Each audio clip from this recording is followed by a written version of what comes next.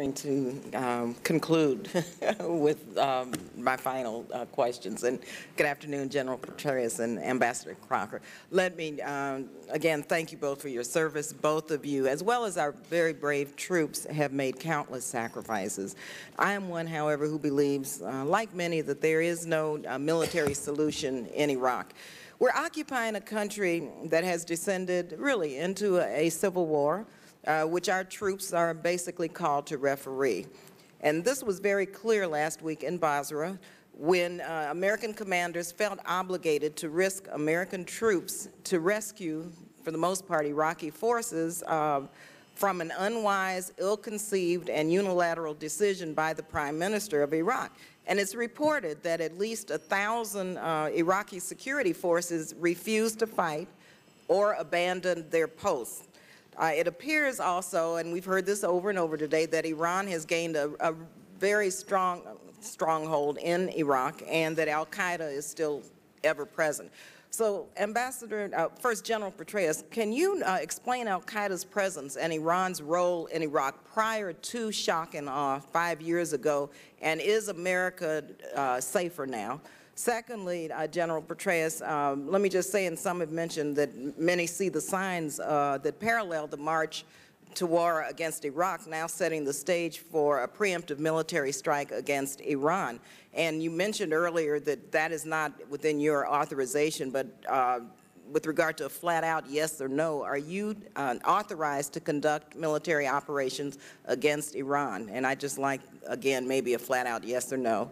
And, okay, Could I just give you that answer in private later, because I don't want to tell it. It will reassure you, but well, I think that's probably a classified answer. That certainly I would.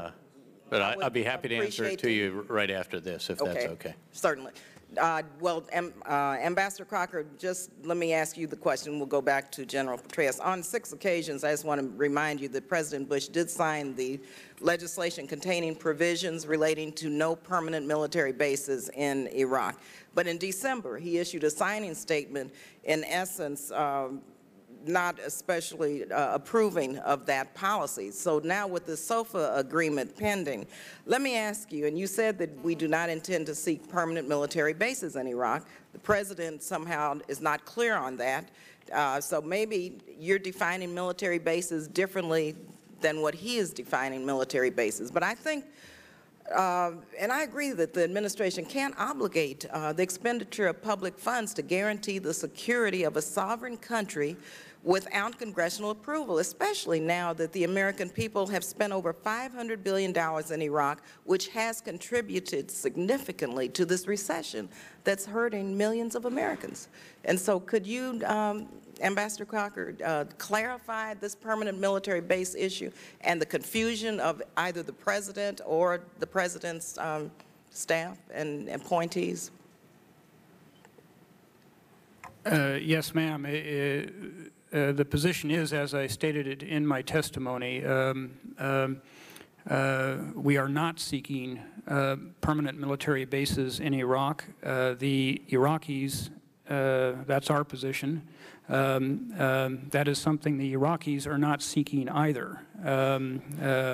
And as I said, it is our expectation that the Status of Forces Agreement, when negotiated, will explicitly forswear permanent military bases. So I think we are quite clear on that. Okay. Well, Ambassador Crocker, I would urge you to let the President know that, because by that signing statement is really undermining exactly what you're saying. General Petraeus, could you answer my question? I don't have much time left with regard to the presence of al-Qaeda and Iran in Iraq prior to shock and awe. I am not aware of a presence of al-Qaeda in Iraq. Prior, there's some discussion of links with some extremist organizations, but again, I'm not sure how much stock I would put in that either. And then prior, of course, Iran and Iraq were not exactly kissing cousins in those days, and in fact, they had, of course, had a lengthy 8-year war that dominated most of their relations between 1980 and So how can 1988 America or be so. more secure now, 5 years later, if Iran and Iran and Al-Qaeda weren't present 5 years ago? Is my time up? Thank you, Mr. Chairman. Thank you, General, and Congresswoman. thank you, Mr. Ambassador. I look forward to your responses privately. The time of the gentlelady has expired.